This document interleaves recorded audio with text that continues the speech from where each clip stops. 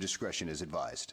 Good evening, everybody, and welcome to another edition of the New to Wrestling Podcast After Dark. I am so excited. We've really been on a streak of having some of the most incredible people on the show, and I am going to speak for both of us when I say I am so incredibly grateful, especially for these two, because I'm honestly just going to say it. It's a miracle we got them on now, because the trajectory is like nuclear. It's like supersonic. This might be the last time we ever see them in this humble setting. I'll be real. I'm so excited to introduce, because, girl, it's tea time. We're about to get into it. They are the current LoudEast Tag-Team Champions. We got gold in the building today, girl. And we're hearing firsthand it's heavy, okay? I'm so excited to introduce Collin Parker and Jayy Alfredo of the Prospectz. Hello, gentlemen. Hello. How are we? Greetings and salutation. Beautiful intro. It was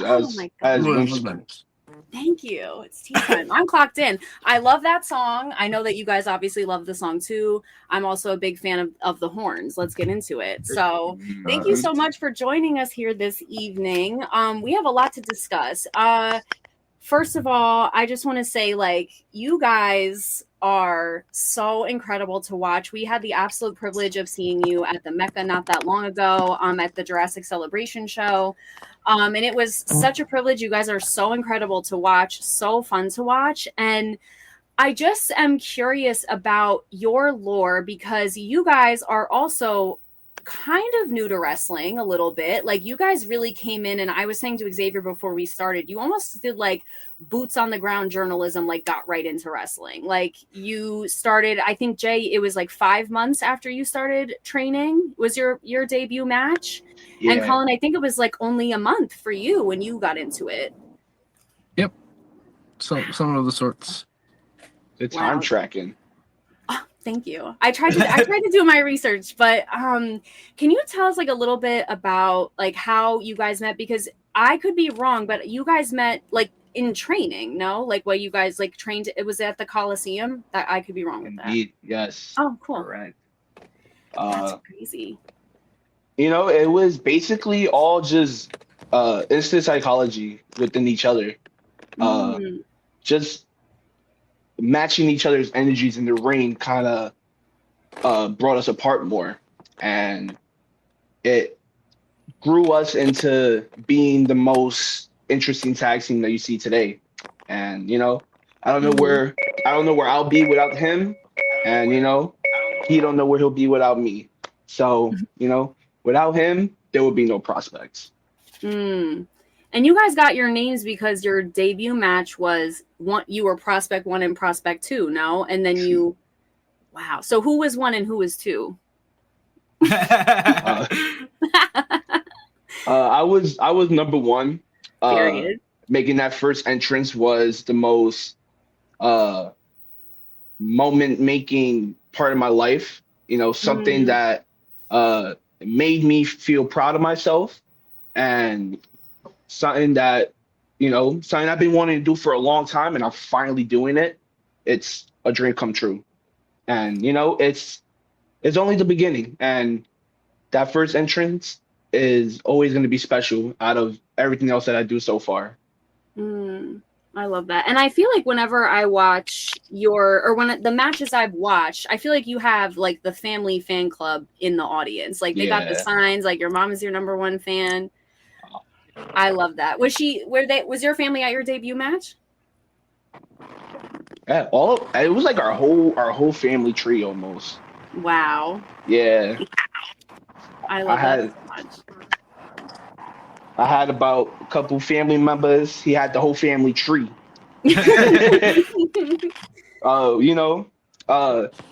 But honestly, having our family in the crowd cheering us on, it also helps bring in newer viewers into watching the Prospectz, because not only do they see that we have a fan beside us, that we know how to entertain the crowd, because they're there for us and they're our only supporters. And to gain more supporters by just having them cheer us and wear our merchandise, it's only going to be bigger for us. Yeah, that's awesome. And he says you guys in the previous interview we watched, it said you guys started out just like regular schmegular fans. So how do you go? So how do you go from like the moment of like, okay, I'm a fan, I'm coming to shows, you decide I want to become a wrestler, you go, what now? What did that step look like for you? Being a fan was cool. It was really cool. But I've realized how lost I was in the excitement. I've realized how much money I spent as a fan buying a ticket, meeting this wrestler, spending this much money on a marked belt. And sometimes I think about it like, man, I spent all this money on wrestling when I could have saved up and invested in a wrestling school a long time ago.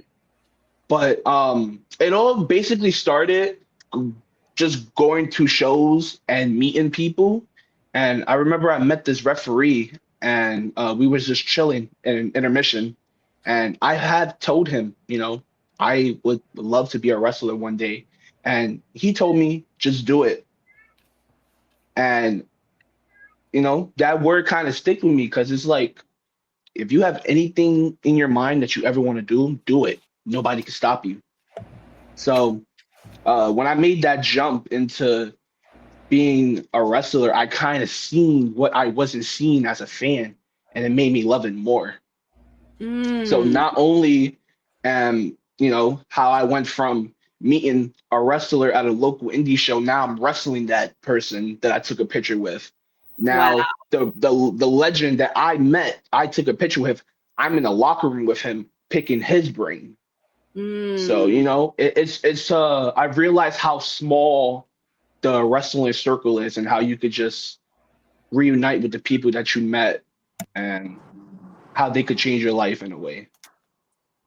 That's awesome. And like such a cool, like full circle kind of moments, like especially to have them so like frequently. So you guys like start training and obviously you guys kind of like took to it like fish. It's clearly like you guys are, as far as like what I'm seeing, just way it just feels way more polished than somebody who's only been doing this for as short of amount of time as you guys have been doing this. What about like training for wrestling was the biggest like hurdle for you to get over? I would say the adaptability of being someone. It's like you go through life as you, right? But when you step into a ring, you have to not be you for a second. You know, you have to take a step away and disassociate to fully understand what you're doing. In a sense, like when I took my first bump in a ring, it was okay. I'm here now. Let's make something of this. It was, this felt weird and different, but I liked it. Let's not stop. Let's get repetition in. Let's push the envelope as far as we can to get as far as we want to be. And what about you, Jay? You know, it's almost similar to what he said. There's no stopping. You know, it's only up from here. You're climbing down that ladder, and there's a very high ladder, and if you just can't look down. And you know, it's all about your love and passion that will push you more into doing it. And there's honestly nothing else in this world that I ever wanted to do but wrestling. So wrestling is the only thing that I'm going to continue doing for the rest of my life. So it's all about the love and the passion that I have that motivated me into wanting to become who I am. But it's so difficult inside and out. But it's all about the passion and the love that keeps me going. Wow. Yeah. I love that so much. And I'm so curious too, because you guys have this like incredible tag team style where you really do a lot of tandem. I think Xavier had mentioned is like, or said it to me yesterday while we were watching, but tandem defense and like a lot of like tandem incredible like moves like that. Because, and this is no shade to any other tag teams, but sometimes it's like there are two wrestlers who happen to be tagging, and then it's like two tag team wrestlers or like a tag team. And I feel like you guys have some really incredible like tandem moves together, like this really great chemistry that way too. Like how do you guys, or how did you develop like some of those like moves or come up with that, or what's that process like? It comes back to repetition. We're in the gym not 24/7, but when we work out together. When we're in the ring, we're in the ring together. So we kind of know what each other do. We know what works, what doesn't work, what people love, what people don't love. It's just how the public needs you to be, in a sense. It's like they see me, the fast pace, high energy. I'm gonna do this off of this. And then they see Jay, who he's gonna throw this person this way and then catch this person and do that. So if we understand how people see us, then we're able to articulate our moves together to meet everyone's needs and everyone be happy. Love that. And I guess it kind of shows that, like, just in the match that one of the matches you suggested, it was like the Motor City Machine Guns, the Young Bucks, and the Addiction, who are all very much known for those kinds of like that fast pace, those like tandem moves, especially like the Young Bucks and the Motor City Machine Guns specifically, just with their like the timing. I think both of those tag teams get called out a lot for their excellent like timing. So it kind of shows like you can kind of see where you kind of get inspiration from. And I know individually though, like where do you guys like pull inspiration from? Jay, kick this one. Inspiration, like who inspired us? Either like as far as like who you feel like you wrestle like, or who you feel like you pull like in the ring wise, and or like somebody that like you watched growing up that is somebody you're trying to emulate on like a character side or personality wise, that sort of thing. I would simply have to say the person who everybody refers to me as, Terry Bam Bam Gordy. You're not wrong. Even though I ain't grew up watching him, but looking back at him and watching him continuously, I've realized how much of me it's in him. You know, the size, worth, the hair. You know, that's all you really need in the professional wrestling ring. Okay. It's just your style and your size. And I feel like Terry Gordy kind of solidified, the style of, being a big guy, but doing things that a big guy can't really do.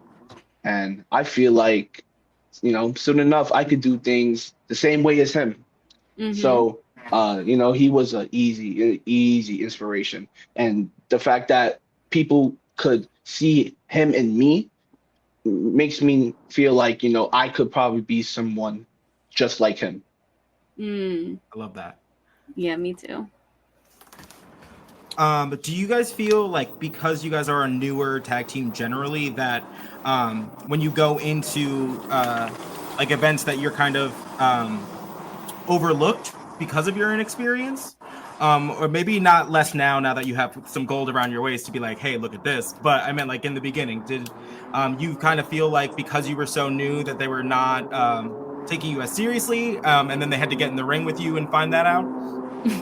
So I think a lot of people saw us and said, these two don't look right.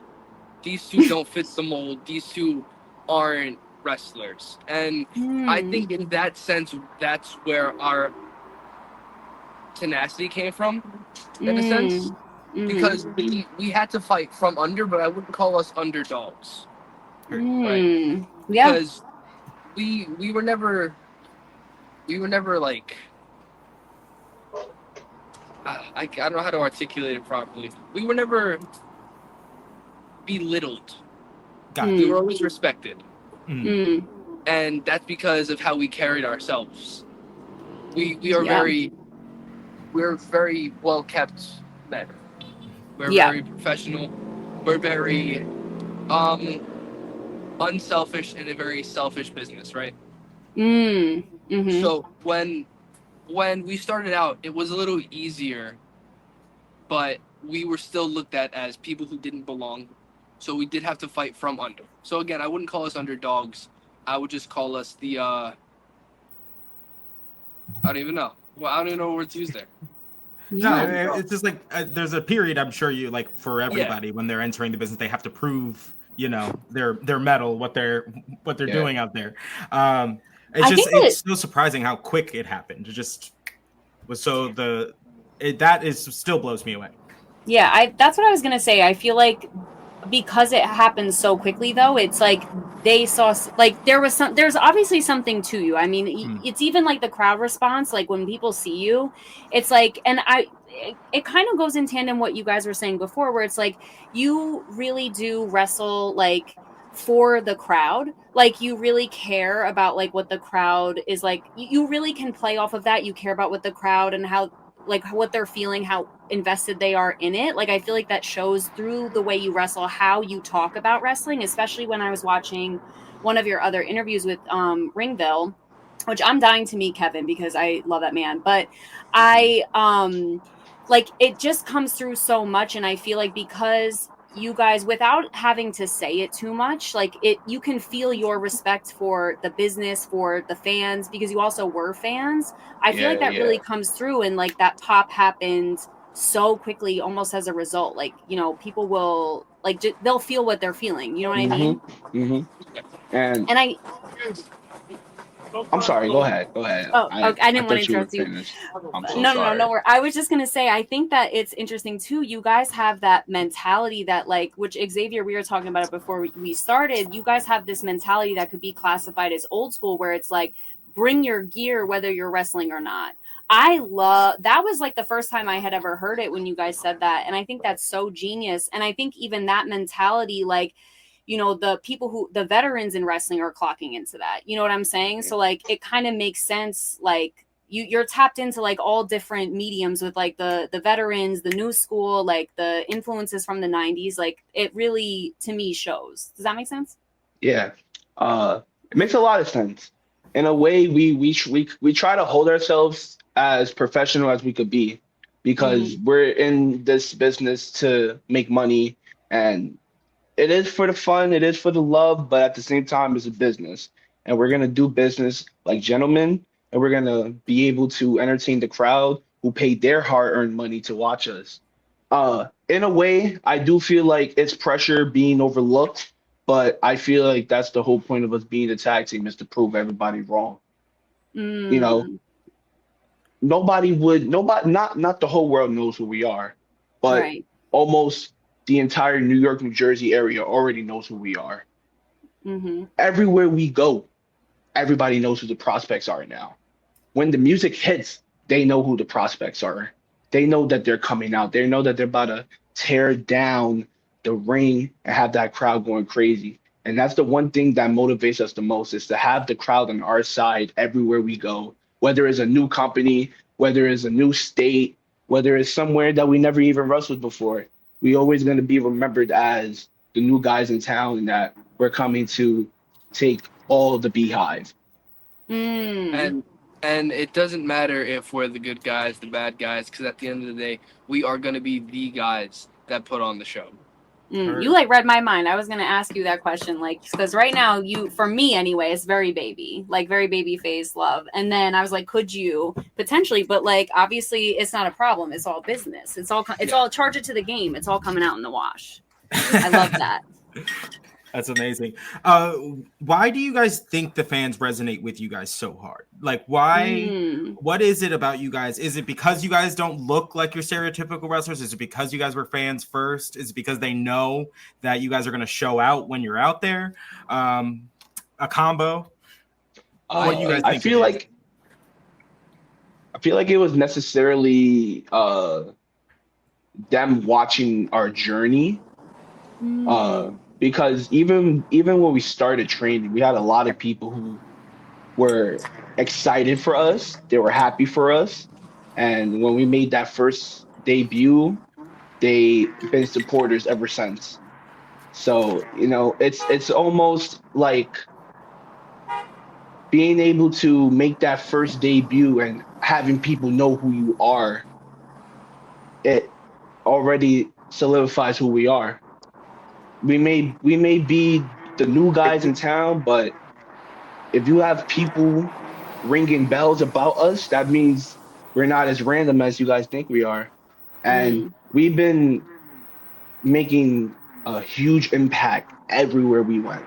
And now that we have these bad boys, it's it's more pressure for us, but we're gonna hold each other the same way we've been holding each other ever since we got these. We're Mm. still the same tag team. We haven't changed a bit, but we are Mm. gonna be better than ever, We're ever. still gonna we're still gonna sign babies and kiss flyers and do all the good stuff, but nothing Hmm. changes from here on out. We're gonna pull up. We're gonna put on the show. We're gonna want all the smoke. We're gonna deliver. We're gonna blow the roof off the place. It doesn't matter because at the end of the day, we're still the Prospectz. We're the Yeah. LoudEast Tag-Team Champions, and we are the Hmm. future. Respectfully. Respectfully. I I said to Matt Awesome, we interviewed Matt Awesome last night, and one, he said incredibly wonderful, nice things about the both of you. And two, I told him last night that he needs to get, like, one day he needs to have a chain that has like a chancla on it. And I was like, and then I think that the Prospectz need to have like a teacup chain, like the it's tea time. So when you do that, just don't forget about the little people that gave you that idea. But I'm also trying to get like a teacup merch. I don't know, something, but there's something there. But Matter of fact, also, Jayy, what you sipping on? What's up? What tea is that? Earl Grey? Oh no, it's like a ginger, like an immune system one. I woke up and I was like, I don't feel great, so I'm trying to just put The as weather much change. something. I don't know. Yeah, it's pollen. So I'm just trying to put as much vitamin C in my body as possible. Okay. and I have a question too, because Collin, I know you're from Queens, yes? And then Jay, where are you from? Are you also from Queens? I'm from Lower Manhattan. Okay. I was saying, because I was listening to your interview on Ringville, and I was like, first of all, here's what I love about this whole tri-state area. I was like, and this is how I know we'll get along and we'll be friends, is because you guys were talking, and you did one of my favorite things that the tri-state area does, and it's like, so I was talking to him and da da da, and I was like, because I know exactly what you mean. The da da da is very important to me. So I love you guys like in just that phrasing alone represent exactly where you come from, and it's so important to me. I also want to ask, because something that's been coming up a lot in my research of the wrestlers in this area, like when we do our little deep dives before we interview people, and one name has come up a lot in like across the board, and that's the Grim Reaper. And I feel like you guys know a lot about the Grim Reaper and a lot about the lore, because he trained you, right? Yeah. Wow. That's amazing. What is that like to be trained by such a legend? It's actually a very I don't want to say niche, but it's like a very coincidence thing for me, at least, because me and Reef have a very weird string theory between the two of us. So it's like to finally get the connection with Reef that I have, it's very long awaited, I would say, and it's definitely an honor, looking at it, and Wow. it's something that I don't take for granted, and I'm happy that it's something I don't. So yeah, that's pretty much it for me. Wow.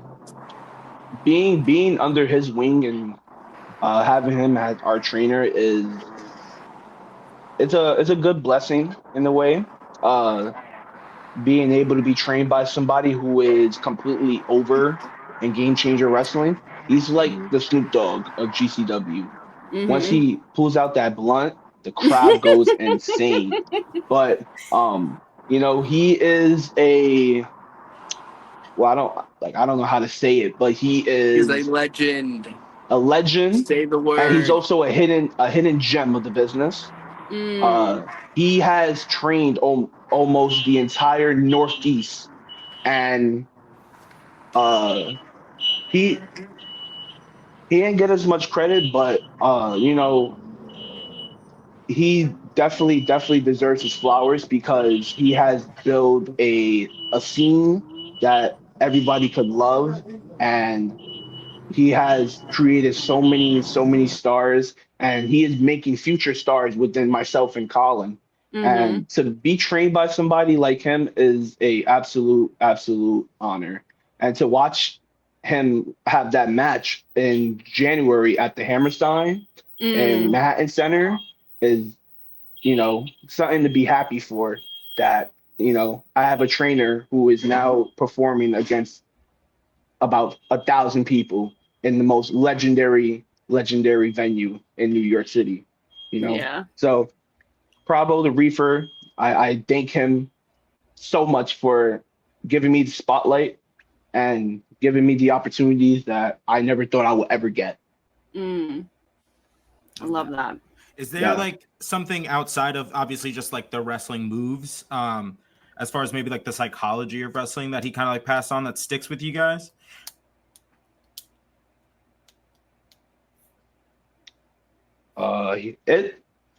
The psychology he kind of gave us is, don't kill yourselves out there. The bumps that we take are crazy, but being trained by him, he taught us how to bump properly, how to take moves properly, so it could look really deadly to the fans' perspectives, but to us, it's like we're landing on pillows. Wow. And he also taught us how to be good workers, how to sell, how to do a lockup. He taught us to be the nastiest team that we could be. And he's one of those really good trainers. And I've had so many people tell me, "Hey man, I want to come to your gym." I tell them, "Come. Reefer's gonna teach you something that you don't even know about." You didn't even know you didn't know. You didn't even know you knew that. Reef is constantly thinking of new things. Like Reef is still an innovator on top of everything he's already innovated. Like his brain is nonstop go 24/7. Like I'll walk into the gym on Thursday and he'll have a new idea for me and Jayy as a tag move. And I'll be like, all right, yeah, let's do it. I don't know if it can be done. Let me do it. And I'm like, all right, yeah. Wow. And there's some crazy moves too. I mean, we be looking at each other like, can we do that? Oh my god. Oh, go ahead, Kelsey. I was gonna say, and I bet you can, if I'm being honest. Oh man. We're gonna try. I do want to ask about those beautiful titles and that ladder match and just what it kind of felt like. At the end of that match, you're standing there like this is the goal, this is the dream. Now you're out here pursuing that. Like what did that feel like? Just winning the titles. And it felt phenomenal. What was that match like for you? It felt phenomenal. It being able to main event your homegrown promotion that you were born in. You got to close down the show, having the fans wait for you all night, and just the crowd that day was immaculate. And the fact that they waited so long just for us to make history, and props to the Uptown Boys and LK and not Johnny Rambo, but they gave us the good fight. And I didn't think that we was going to be victorious, but here we are now. Oh my god. That's awesome. That's crazy. Who, out of curiosity, who is somebody that, like, but aside from yourselves, you are excited to see, like, on a card? Like, when you see, like, the posters go up, the flyers go up, you're like, oh my god, like, to be in the same room as that person. Like, who in the scene nowadays are you like, oh my god, like, I'm gonna see that person in the locker room, that's awesome, like, can't wait to see their match? Just out of curiosity. Man, that is a hard one, because we do be in the locker room with the same amount of people we see almost every week, but then we get in the locker room with people we haven't seen in a long time. So, and I got the answer locked in. For me, it got to be Homicide. That's a popular answer. Homicide is our wrestling grandfather. He was the one who trained Grim Reaper. So having a connection with Homicide like I do now, if you told 7-year-old Collin, the guy from LAX on TNA Impact, is gonna be one of your like one of your mentors in a sense, I wouldn't believe you. Oh yeah, Not at all. those years, those TNA years, like, oh, so good. Like where like AJ and Samoa Joe were like running shit. It was great time. And I you talked about it, and it's just like I can definitely tell like how that influences like you, just because it's not like there's, I don't know, TNA in that era was a very specific beast. It felt like just like because like at post WCW people would like end up there, like it was a mix of like in the independent scene. It was just it was like the wild west of wrestling. It was a good time. But yeah, go ahead. I'm sorry. I was going to say, somebody that I say was the greatest person to be in a locker room with had to be Crowbar. Okay. Being in the locker room with somebody who has been anywhere and everywhere, you know, there wasn't a promotion that you couldn't name that he wasn't in. And to be able to even be in the same card as him was such a gift from God, because you know that's somebody who's been in the business for God knows how long. And the day that we got to pick his brain, you know, it stuck with me for as long as I know now. Wow. So to be in the locker room with Crowbar was a really, really, really happy moment for me. That's awesome. I do want to ask about that ROH match between the oh my god, the Motor City Machine Guns, the Addiction, and the Young Bucks. Why, like, how did that influence you? Why did you choose that one to share with us? And if you were like a new wrestling fan, why would you introduce that? I recommended it because it shows you the good, the bad, and the ugly. That's a good answer. It breaks down wrestling, modern wrestling, in a way perfectly, right? You have the Addiction, who are the clear-cut bad guys. You have the Motor City Machine Guns, who are the clear-cut good guys. And then you have the Young Bucks, who are the middle ground. The ones who will play dirty, but still respect you, right? And it's very easy to pick apart who's who at first glance. They make their entrance, it's clear. Throughout the match, it's very paced and methodical. It's very well organized and executed. There's not too much, there's not too little. It's in my eyes the perfect triple threat tag team match. Definitely.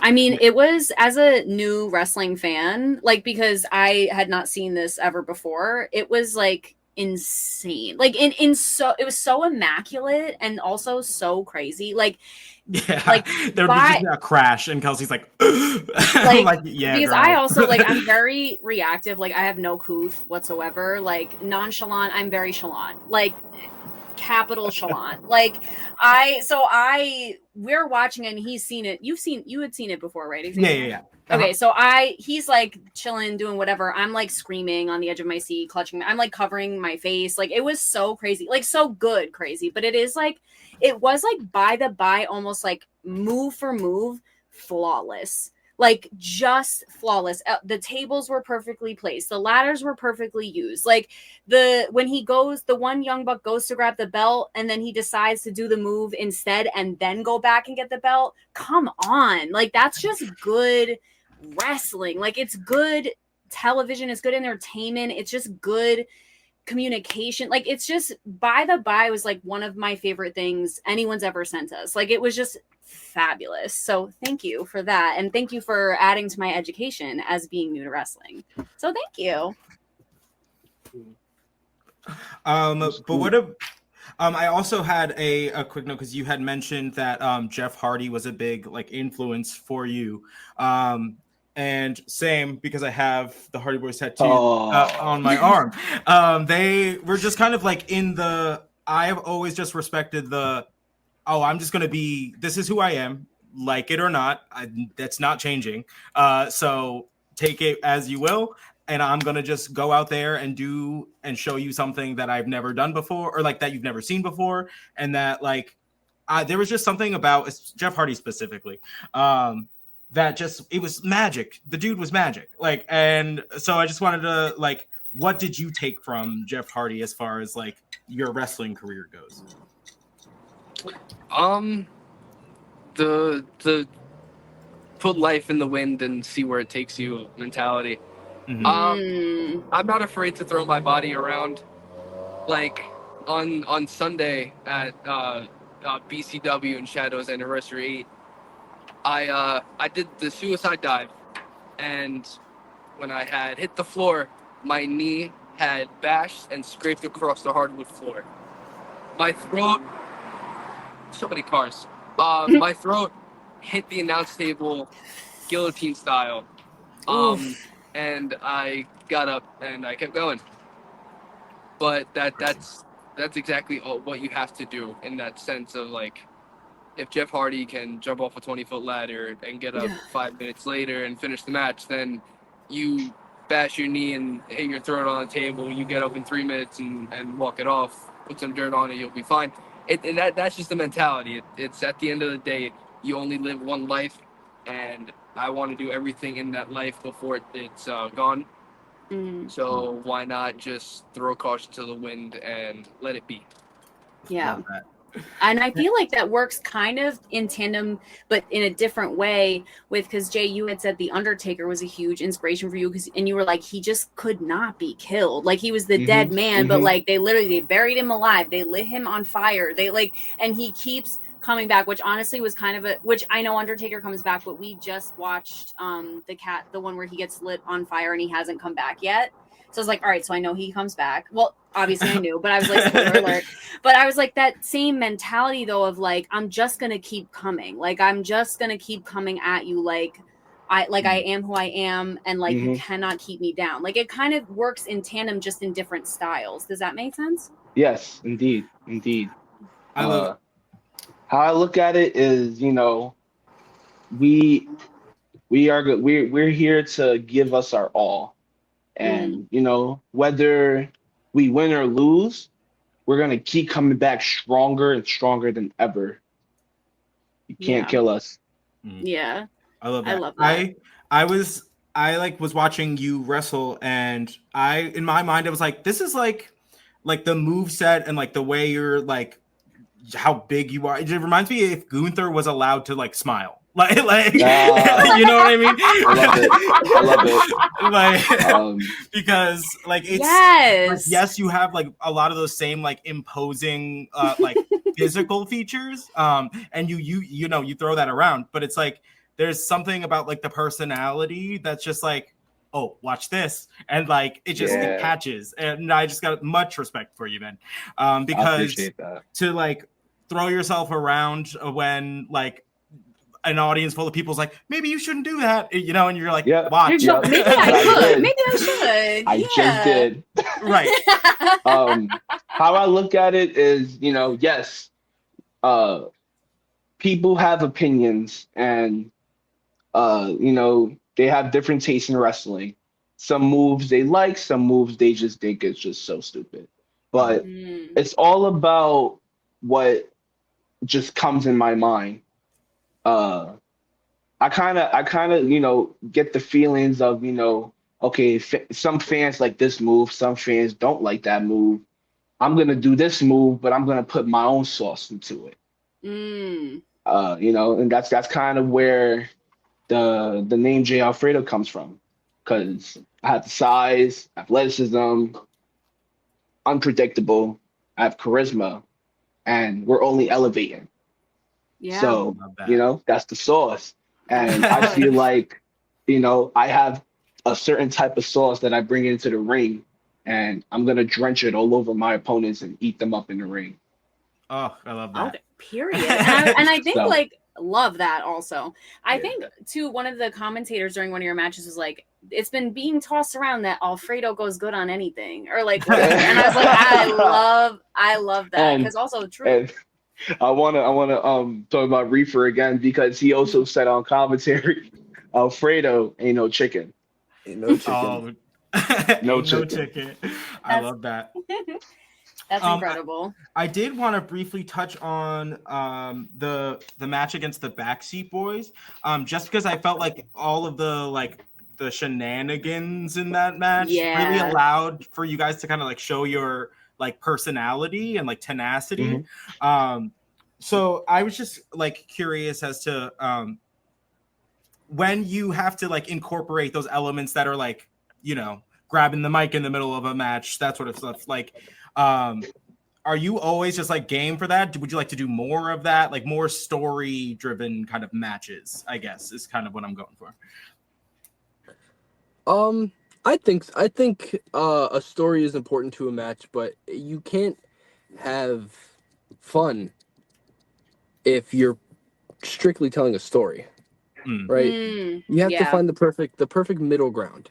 And I think the perfect middle ground is being yourself at the end of the day. And that's why I love mine and Jay's dynamic so much, is because we don't pretend to be anyone else but us. Right? So what I said in the Backseat Boys match, which I'm not going to repeat, it's not nice. I was angry. That was me. I genuinely said that, because what are you running away from? You're champions. Defend your belts. What are you running away from? And you put them on the line. So now you got to get out here and back it up. So if storytelling and having fun go hand in hand, then let's do it. Let's make magic. That's really it. That's what my goal is with these belts, is let's tell a story, but let's have fun. And if you say something messed up, I'm gonna knock your teeth down your throat, and that's gonna be a really weird day. So we're gonna call that there. We're on a mission now of finding a reason why we are the tag team champions. You know, not only do we have to tell the story that we're champions, but we have to tell the story on how we're going to be defending champions and how we're going to hold this belt with pride, and we're going to defeat every odds that we've been defeating on the way to the journey of being a champion. So, you know, it was honestly a big surprise for us to even be holding these belts right now, because new guys don't, hypothetically speaking, aren't ready for a championship. But the Prospectz were ready. And we proved that facing the Backseat Boys. We proved that facing against the Uptown Boys. We proved that facing every tag team that we've been facing for the past about almost 2 years now. And we are going to keep on proving why we are on the come up, and we're taking all the opportunities that we earn. Love that. Did you have any more questions, Kelsey? Before I have a final one, but I'll wait if you have anything else. No, go for it. Just happy to be here. Gotcha. So basically my final question is just kind of, being that you guys are in the early stages of your tag team, when all is said and done, like about the Prospectz, what do you guys want to be known for? Like when if you move on from tag team wrestling, if you whatever happens, life happens. But at the end of the day, you walk away from the Prospectz. What do you want to be known for? Those two had heart. Yes, we had the heart, and we had we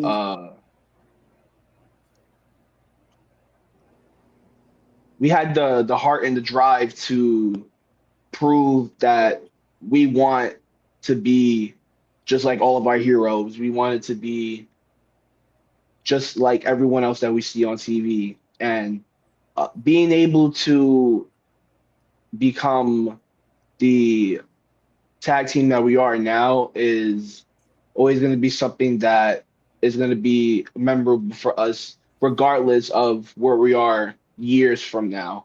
Whether it's 10 years or 30 years, we're always going to be known as that tag team who kicked ass on the way to becoming fighting champions that we are now.